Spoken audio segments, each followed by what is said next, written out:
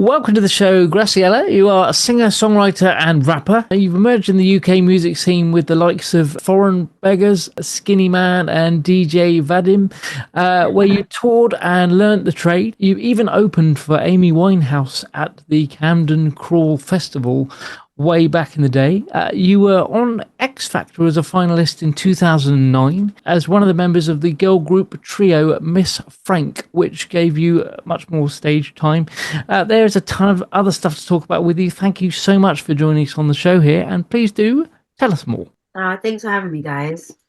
I mean, you kind of gave my whole CV there. I don't know what else to say. There's loads more. I can give you some prompts. Well, I actually started out in a gospel choir. I was like, I think 13. And it was the London Community Gospel Choir. And it was the very first time that I was learning like harmonies and stuff. But I was like super naughty in class. So they used to make me like come up forward and like take lead.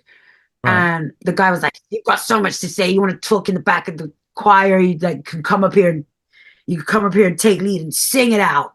Yeah. And then I did it and I was like blew him away. There you go. Wow. Yeah. And then from there I kind of just got the knack of my voice, realized that I had a different timbre to most.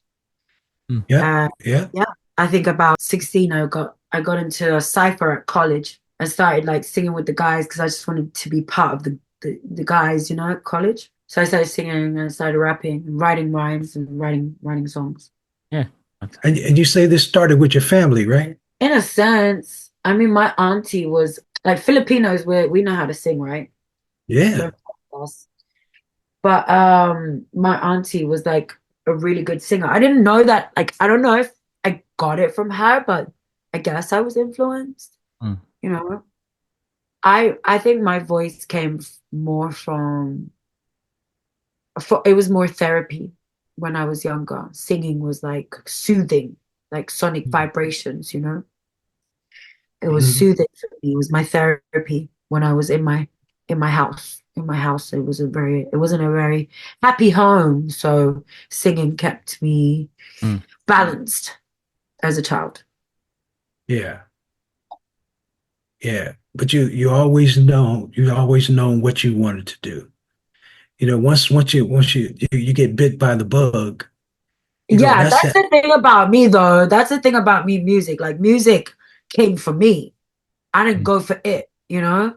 Like, music, I had a relationship with it. I had a relationship with my voice, but I tried to deny it for so long. Like, the amount of times I quit music, I've gone into retirement like I'm Jay-Z, countless. But it keeps coming back for me. So I'm a passenger in this journey.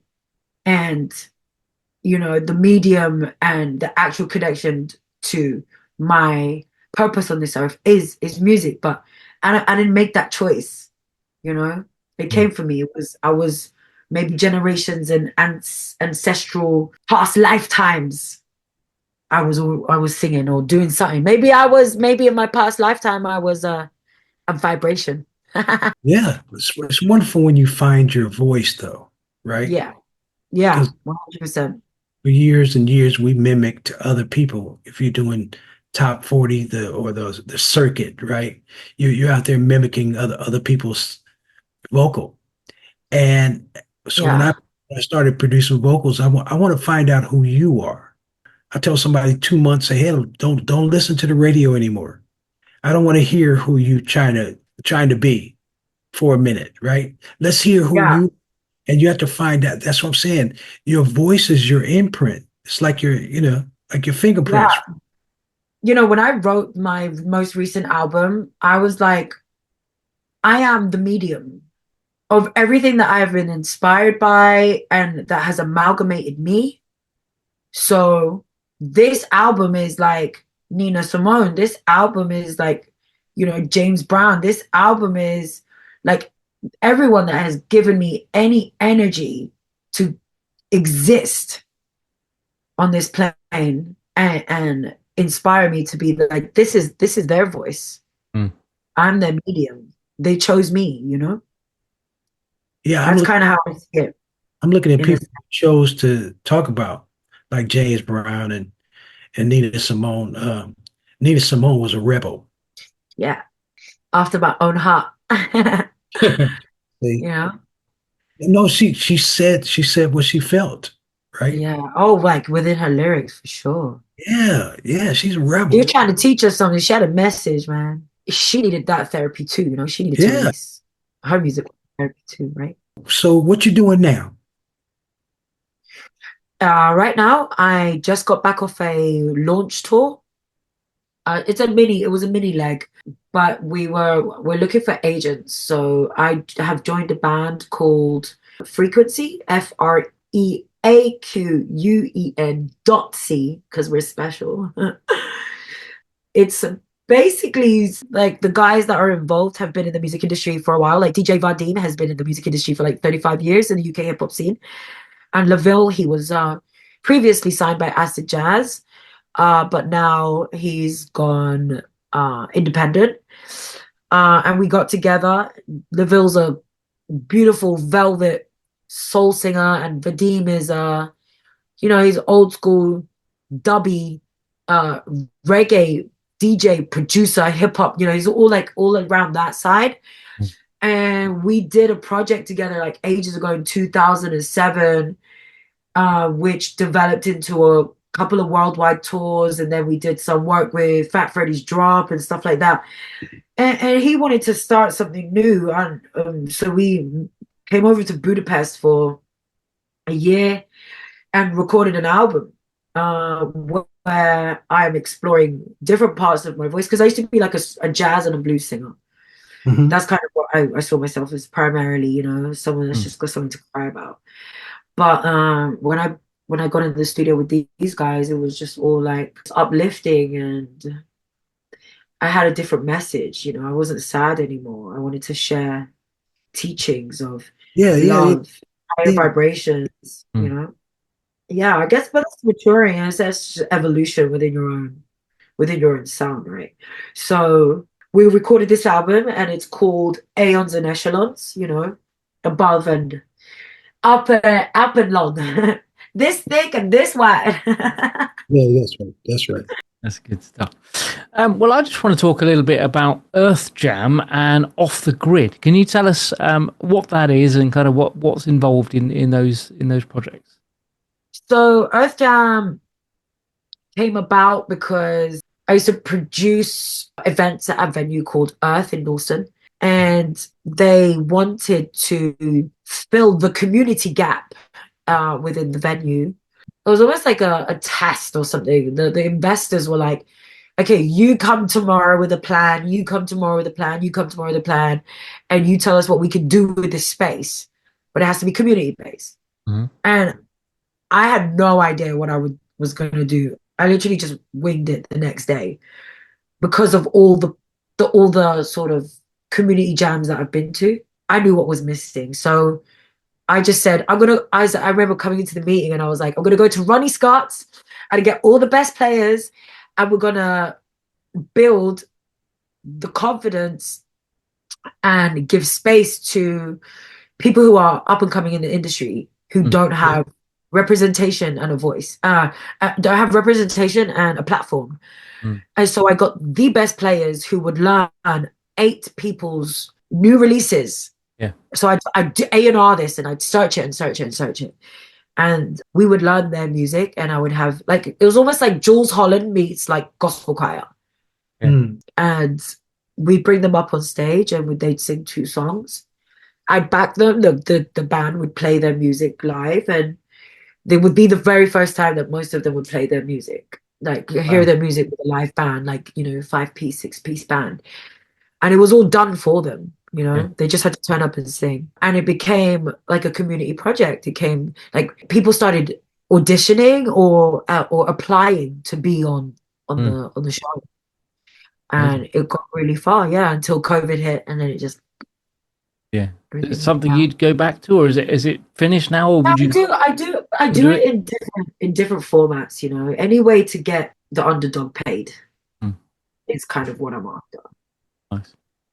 It gives me a chance to listen to a lot of new people coming up and get them paid, get their money, because people are making AI music now online, and the only difference that you're gonna get as an artist is if you do good shows, you know. It's all about it's all about your performance. Yeah.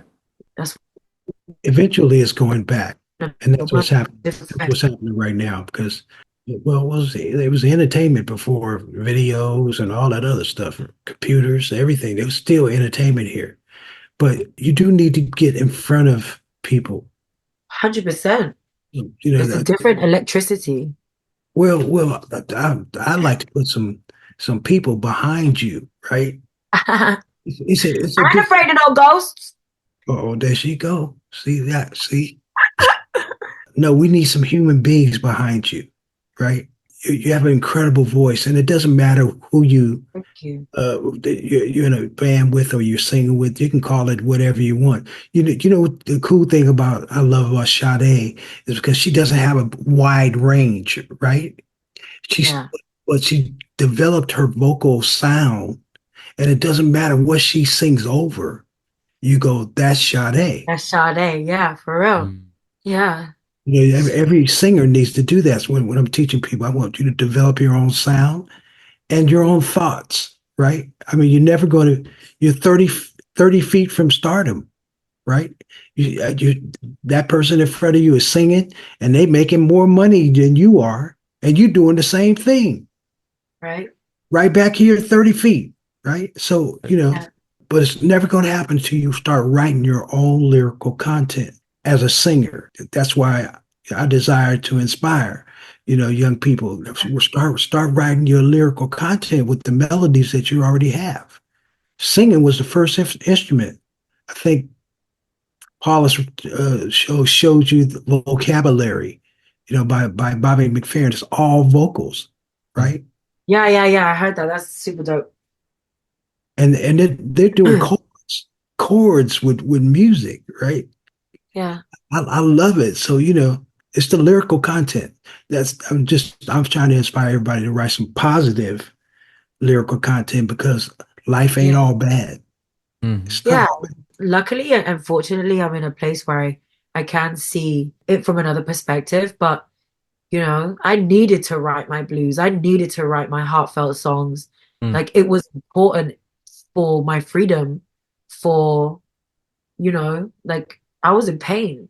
It was impossible for me to see a brighter day. I said, you know, fortunately now I have a completely different perspective on a lot of things that I experienced, but I probably wouldn't have been able to write positive songs or send out different kinds of messages and, you know, hold space for other people if I didn't write those songs that were so dark, you know, that was so dark and that was so painful, like Nina. Like, you know, you needed to get it out, right? I needed to get that out, you know. Yeah. Tom? Well, I just want to know a little bit about your sort of social media presence, if you have any. Is there any kind of websites you've got, any kind of social media handles you've got that we can promote for you? I have Instagram. I don't really like social media. Okay. I mean, I love a selfie, but I'm not really good with the other TikTok and Twitter and whatever else there is. I waste so much time in life. I don't need to search anymore. Social media things. But yeah, Graziella Music on Instagram. Okay. And my band is Frequency on Instagram. Okay. Yeah. Cool. Those are the two things. That's cool. What we'll do, we'll put the links to those in the video here so people can go off and see what you guys are up to. Yeah, cute. Thanks, Tom.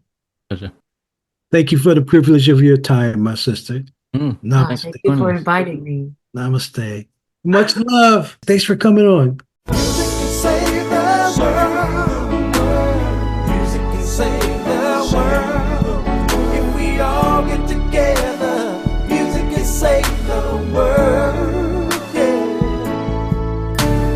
Music can save the world. Music can save the world. If we all come together, music can save the world. There's an urgency facing our humanity. Thank you so much for watching To stay up to date, please click subscribe and hit the bell. You can also join our group on Facebook and find us on LinkedIn and Instagram.